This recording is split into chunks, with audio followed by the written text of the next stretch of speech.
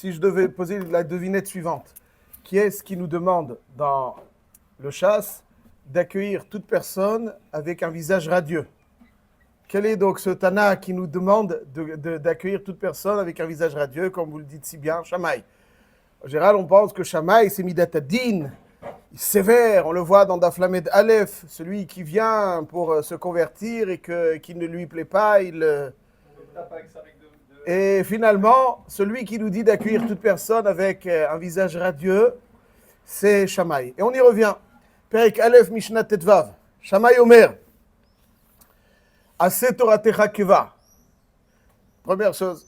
Emor me'at va ase arbe.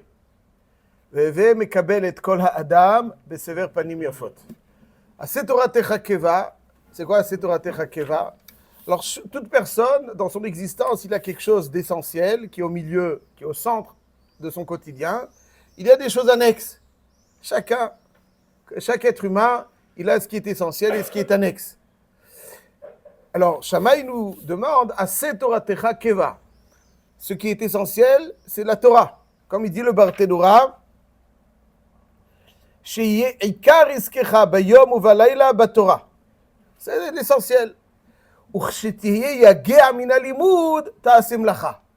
Et lorsque tu es épuisé du limoud, va travailler.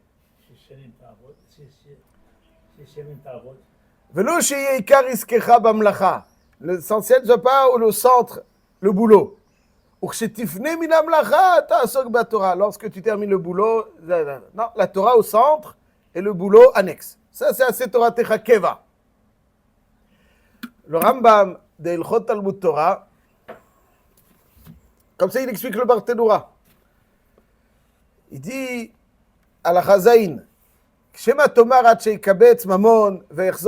d'abord, dans un premier temps, je dois obtenir donc une situation économique stable, et ensuite je m'investirai dans le limoud.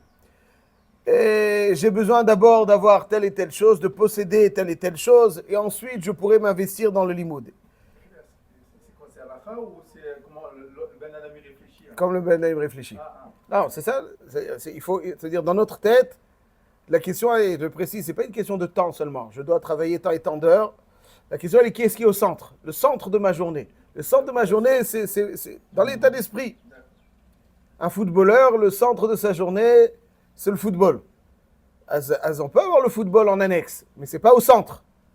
Le centre de notre journée d'un juif, les Avdil, que du footballeur, il ne joue pas au football toute la journée. Il joue toute la journée, non. Ben voilà, c'est le centre, il est là pour ça. C'est son existence, c'est ça. Le Yehudi, c'est Torah. Chav, il doit travailler. Ce n'est pas une question de temps, c'est une question de qu'est-ce qui est au centre. Il dit le Rambam, quelqu'un qui viendrait dire d'abord je dois me faire une situation, après je commencerai à étudier. D'abord je dois acquérir un bien et après je commencerai à étudier. Im ta'ale marshavazo al libra en atazoche likitra shel Torah. Bon là il parle de Keter Torah. אלא עשה תורתך קבע ומלאכתך ארעי. ואל תאמר לכשאפנה אשנה, שמא לא תיפנה. Ne dis pas quand j'aurai le temps. Ça, à la Chazaïn. Il dit dans la Chatet, je saute une acha, regardez un terre si vous voulez, Divrei Torah nimshelu kamaim, שנאמר, hoi kol tzameh lechul hamaim. Qui est l'auteur de cette phrase, monsieur Cohen, hoi kol tzameh lechul hamaim? ישעיה. לומר לך, מה המים הם מתכנסים במקום מדרון? מה המים הם מתכנסים במקום מדרון, אלא נזחלים מעליו ומתקבצים במקום אשבורן? C'est-à-dire qu'il faut être, l'eau va se stocker dans des endroits Ashboren, ouais, il va se stocker dans les endroits qui sont plutôt bas. Car divrei Torah אינם נמצאים בגסי הרוח, לא בלב כל גבה לב, אלא בדכא ושפל רוח. C'est-à-dire quelqu'un qui est shfal ruach. Et le Rambam, moi je me serais attendu, donc c'est l'humilité. Le Rambam, il poursuit, il dit, c'est quoi shfal ruach? C'est mit'abek be'afar raglei hachamim. C'est celui qui est mit'abek, voilà, qui c'est mit'abek, chazak, et donc be'raglei hachamim. Mais il rajoute quelque chose, ou mesir ata'avod ve'tanugei azman milibo. Celui qui est obsédé par la consommation de la gashmiut, il peut pas. Manien, quel rapport avec, ça veut dire shfal ruach? Gasrouar, c'est quelqu'un qui ne peut pas supporter qu'il y a quelque chose qui lui échappe. Et il a l'impression que... Donc il ne peut pas...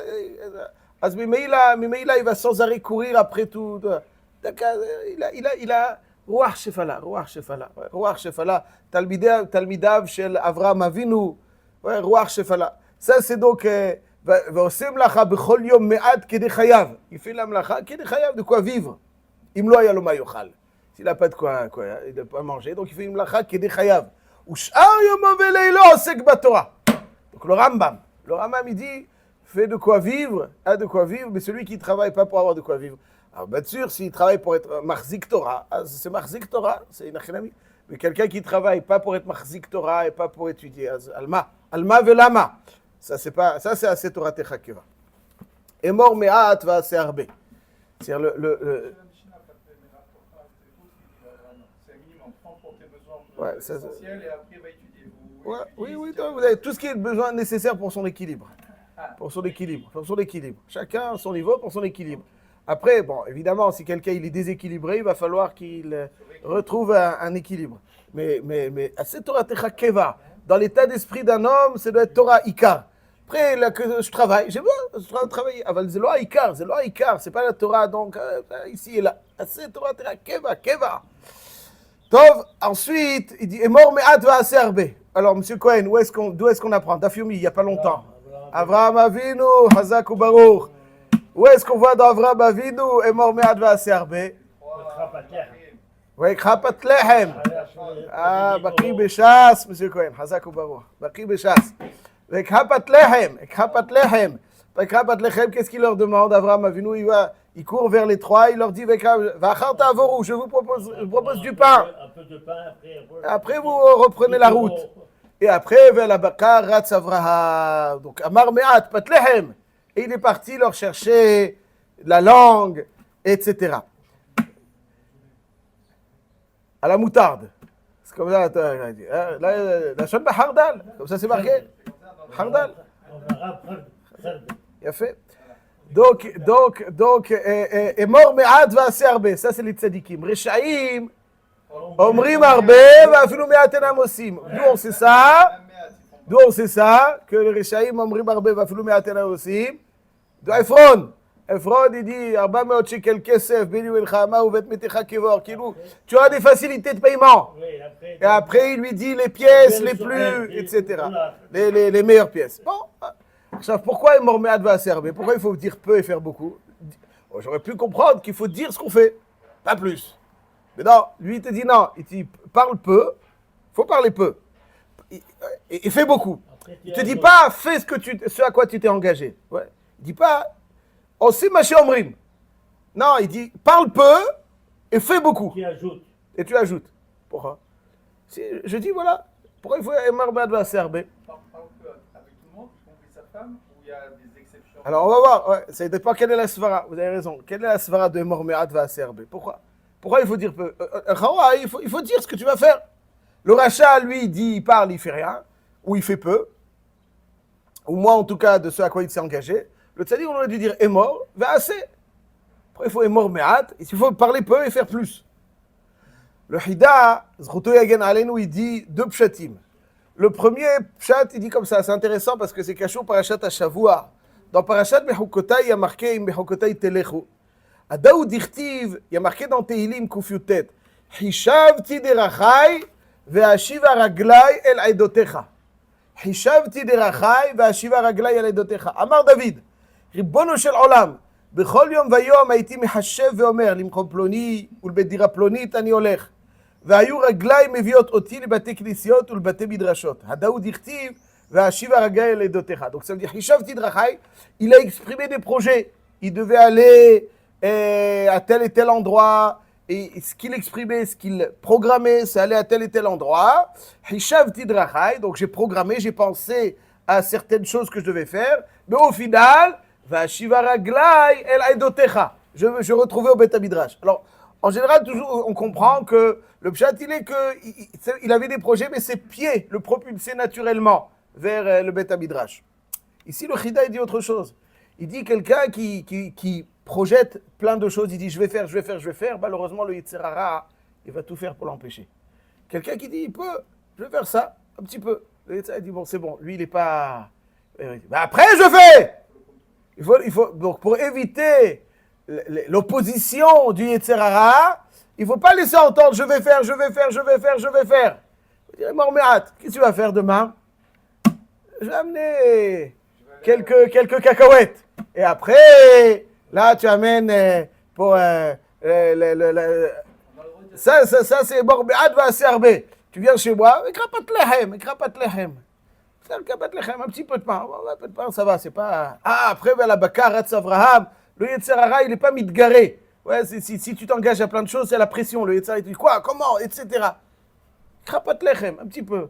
Après, donc c'est léger, le Yetzer Hara, il te laisse tranquille. Et après, quand tu es dans l'action, tu vas jusqu'au bout. On a le droit de dire, par exemple, je vais visiter quelque chose à Chachmi, en vérité, je suis parti à Chaklai.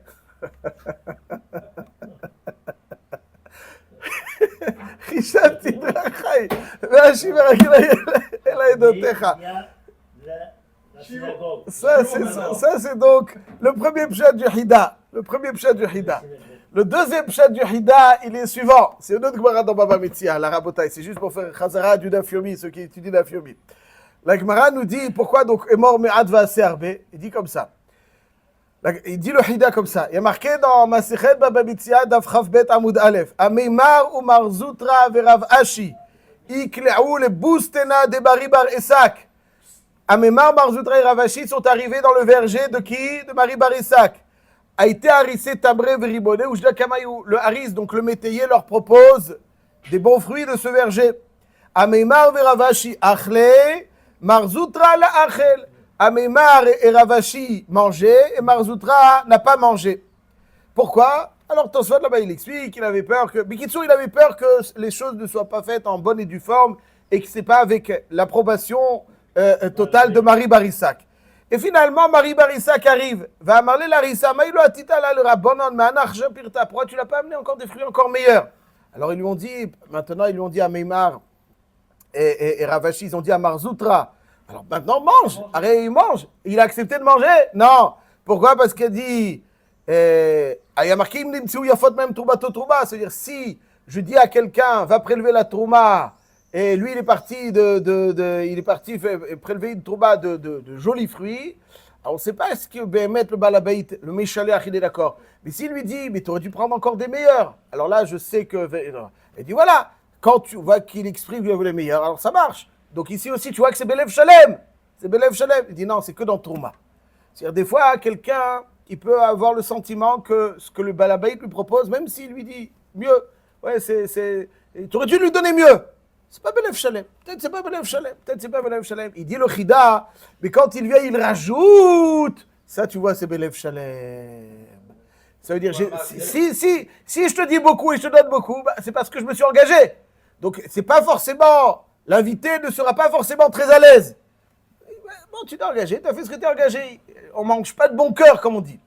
Aval si dit morméat, krapat lechem. Bon, il n'est pas obligé de me donner plus que ce à quoi il s'est engagé. Et il m'amène shalosh leshonot behardal. Ouh, ce qui n'est pas obligé. Ça, c'est Belev Shalem. Ça, c'est Belev Shalem. C'est pour ça que Emor Me'at va assez arbé pour qu'il a... Donc, c'est-à-dire, quand on invite quelqu'un, il ne va pas lui dire, j'ai acheté. Bon. Mais quand tu dis, après tu lui rajoutes, ça c'est Belev Shalem. Ça c'est ce qu'il dit le Rav Hida. Mais en tout cas, ça c'est vrai pour les invités. Mais le premier pshat est vrai dans toute notre vie. À chaque fois, on va dire, je vais faire ça. Vas-y, voilà. Il y a trop de pression. Le Yetzer Hara, il est là, il te dit quoi? Tu vas faire? Il est là pour nous décourager. Aval, quand on est Omer Me'at, je vais faire. Là, va assez arbé, là. Ça, c'est donc Emor Me'at va assez arbé. Veve mikabel et kol ha'adam besever panim yafot. C'est Shammai Azaken. Il me semble qu'on peut dire quelque chose dont on a parlé Leil Shabbat, mais on va le revoir en l'honneur de nos amis. L'idée suivante, c'est quoi Veve mikabel et kol ha'adam besever panim yafot? C'est-à-dire, le Mirtav Meliaou dans Chelek He, page 36. Je ne l'ai pas lu dernièrement, mais je me souviens parce que je devais le retenir, ça pour quelque chose. Il dit, arrête, Shammai, c'est tout le din. Shammai, c'est le din.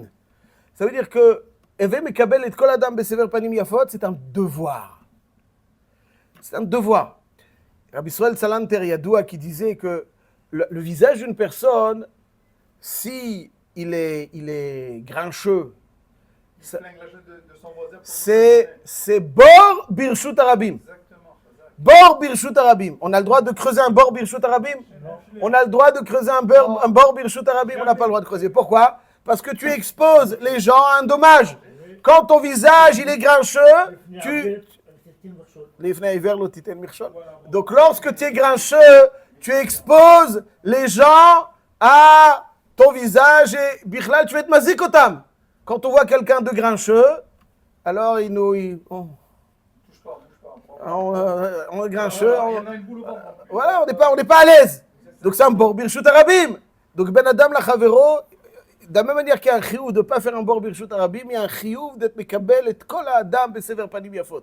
C'est un chiyuv, c'est un devoir. Alors on va essayer d'expliquer un petit peu, Rabotai, avec votre permission, le devoir qui nous incombe d'être mekabel kol adam besever panim yafot. Et je continue avec Masechet Baba Metzia. Cette fois-ci, Daf Nun Het Amud Bet.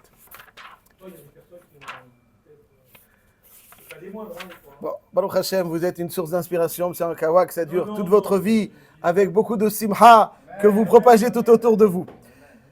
Rabbi Shimon Bar Yochai, il s'exprime au sujet du pasouk dans Parashat Behar. Il y a deux psukim qui concernent Ona'a. Il y a Onat Mamon et Onat Devarim. Onat Mamon, c'est quoi? C'est quelqu'un, on lui donne un prix surélevé par rapport au prix qu'on devrait exiger. Ça, c'est Onat Mamon. Il y a marqué dans le pasouk pour Onat Mamon, V'chi timkiru mimkar la'amitecha, o kano miyad amitecha, al tonu ishet achiv. Point. Ne faites pas Ona'a. N'exagérez pas, ne profitez pas pour l'essorer un petit peu. Quand il s'agit de Onat Dvarim, c'est quoi Onat Dvarim, ce Cohen? C'est quoi Onat Dvarim? C'est quoi Onat Dvarim? Faire croire, espérer à une personne qu'on va acheter telle ou telle chose. Voilà, Onat Dvarim, c'est causer de la peine à quelqu'un par la parole. C'est ça Onat Dvarim. Causer de la peine à quelqu'un par la parole. C'est ça Onat Dvarim. Par exemple, la Mishnah, elle dit, la Braïta, elle dit, Imaya Baal Tshuva, Al Yomarlo Zechor Ma'asecha Rishonim. Tu te rappelles là-bas quand tu allais, etc. Alors, Keilou, il fait style qu'en fait, il lui dit, tu as progressé. Mais en fait, il cherche à le piquer, à le descendre. Al Tizkor Lanu Avonot Rishonim. Imaya Ger ou Balilmot Torah. Donc, le guerre, il arrive au Beth Midrash pour étudier la Torah. Al Yomarlo Pesha Chal Nevelot ou Trefot Shkatzibur Basim. Tu as vu la bouche que tu as, comme elle est sale. Tu viens étudier la Torah avec cette bouche aussi souillée. Chez Naimra Mipi Agvura. Pourquoi tu parles comme ça? Tu vexes quelqu'un. Et la Mishnah aussi, elle dit, quand on va chez quelqu'un, et là-dessus, je sais que vous allez réagir, M. Cohen, on ne doit pas lui dire combien ça coûte ça, et on n'a pas l'intention de l'acheter. S'il est à bon prix, moi c'est. D'accord. Dans ce cas-là, oui. Bon, mais je vais donner un exemple un peu différent. Il y a des fois des opticiens qui me racontent qu'il y en a un, il rentre, il y a la nouvelle collection. Il essaye, juste pour voir comment ça lui va.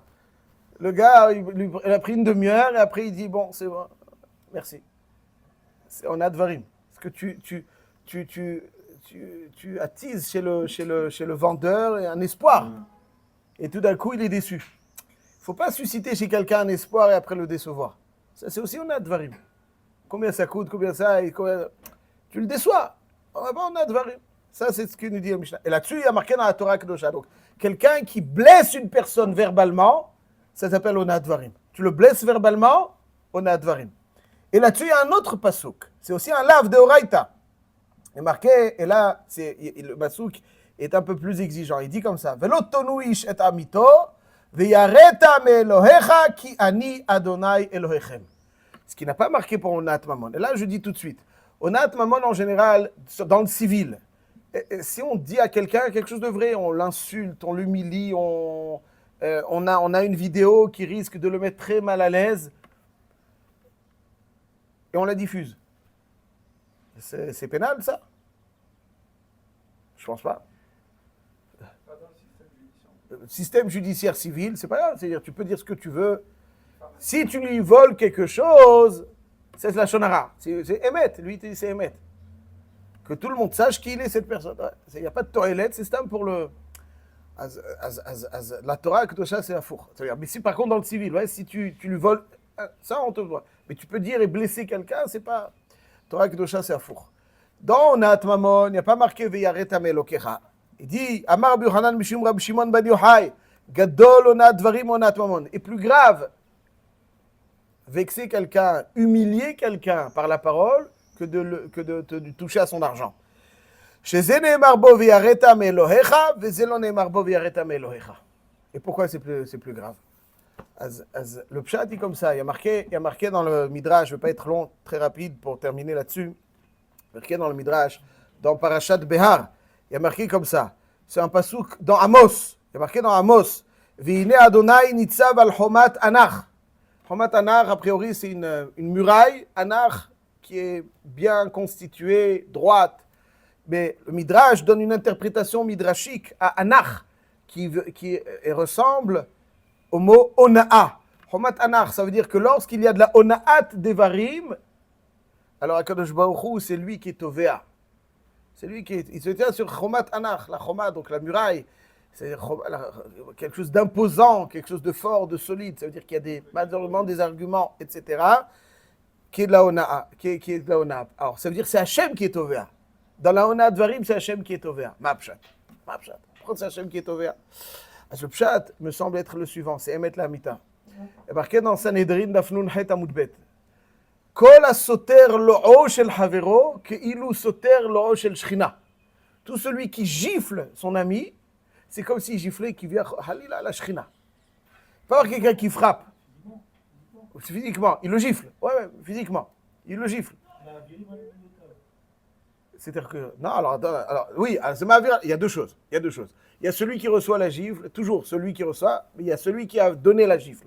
Celui qui a donné la gifle, c'est comme s'il a giflé qui vient Hashem, comme c'est marqué dans la Gemara. Pourquoi? Il ne dit pas celui qui donne un coup, celui qui gifle. Parce que la gifle, c'est l'humiliation. C'est-à-dire qu'on peut avoir la même gifle, des fois vous voyez, hein, vous donnez mais affectueuse, c'est un kiff.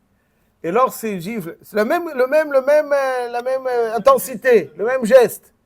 Quand c'est pas... C'est pas que ça fait mal, ça humilie. L'humiliation. Quand on humilie un Yehudi, alors on porte atteinte à la particule divine qui est en lui. Quand tu frappes le corps, c'est le corps. Quand tu portes atteinte à l'argent, c'est l'argent. Mais quand tu humilies le kavod d'une personne, alors tu portes atteinte à la neshama. La neshama qui est en lui. La neshama qui est en lui, c'est chelek elokam, particule divine. C'est comme si tu portes atteinte qui vient à la shrina. Comment tu vas atteindre la Shrina? C'est pour ça que l'humiliation, c'est pour ça qu'Hachem il est Tovea. C'est pour ça qu'il y a marqué, dit Rabbi Shimon Bar Yochai, Ve'yaretam Elohecha, Ani Hachem. C'est-à-dire que quand Altonu Ishet Amito, Nadvarim, c'est Hachem, tu dois avoir peur. C'est d'Hachem. Si tu l'humilies, tu portes atteinte, tu le blesses, tu blesses sa dignité. La dignité d'un homme, c'est son âme. Donc, c'est-à-dire tu portes atteinte à son âme. Tu blesses son âme. L'âme, c'est qui chelek elokam imal. C'est pas que tu blesses le corps. Tu blesses le corps, mais c'est grave. Tu blesses son âme, qui chelek elokam imal. Donc, tu blesses qui vient une partie de la Shrina. C'est Hachem qui vient être Tovea. Kilou soter lo shel Shrina. C'est pour ça que Ve'yaretam Elokecha. Ve'yaretam Elokecha. Et c'est ça, donc, il dit Shammai Hazaken. Mekabel et kol ha'adam besever panim yafot. C'est-à-dire quand tu accueilles quelqu'un, il faut voir. C'est ça le yisod de donner kavod à quelqu'un. C'est quoi de donner du kavod à quelqu'un? Donner du kavod à quelqu'un, c'est être conscient qu'il a une chelek elokam imal. Et c'est là-dessus, donc, avec cette prise de conscience, on accueille Hachem, on l'accueille avec panim yafot, sever panim yafot. Est-ce qu'il viachol? Chaque juif, il a une particule divine. C'est un homme qui a les particules divines, et ça, donc, ça nécessite d'être mekabel et kol ha'adam besever panim yafot.